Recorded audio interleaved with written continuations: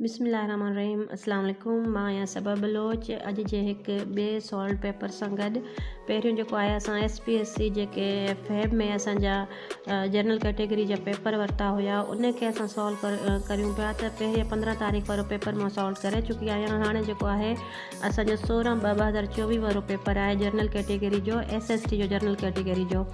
इन जो सवाल नंबर पहिरियों आहे, दरसी ॿाराणो किताब बाबनामो कंहिंजो लिखियलु आहे?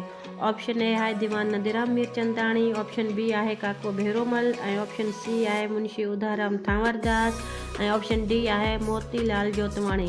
त हिन जो सही ऑप्शन आहे ऑप्शन ए दीवान नदीराम मीरचंदाणी। उन खां पोइ आहे सवाल नंबर ॿियों, म्योन चाइनात जो रिसालो केतिरनि सूरनि ते मुश्तमिल आहे? त ऑप्शन ए आहे 18, ऑप्शन बी आहे 20, ऑप्शन सी आहे 22, ऑप्शन डी आहे 24। तो हिन जो सही ऑप्शन आहे ऑप्शन सी 22 सूरनि ते मुश्तमिल आहे। सवाल नंबर 3 आहे, हेठनि मां शेख अयाज़ जी शाइरीअ जो मजमूओ कहिड़ो आहे?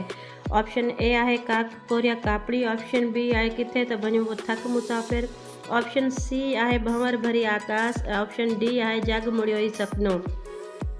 हिन में जेको आहे ऑप्शन ए काक कोरिया कापड़े इहो बि शेख अयाज़ जो जेको आहे ख़तनि जो मजमूओ आहे, ऐं ऑप्शन बी जेको आहे इहो उनजो आथम ख़त आहे 4 जिल्दनि में, ऐं जेको ऑप्शन सी आहे इहो ई उनजी जेको आहे शाइरी जो मजमूओ आहे। त असांखे सही ऑप्शन हे आहे छो त मथे शाइरी जो मजमूओ पुछियो वियो आहे। त इन जो सही ऑप्शन आहे ऑप्शन सी। सवाल नंबर 4 आहे असांजो, सरतियूं रिसालो कहिड़े इदारे तरफ़ां शाया थींदो आहे?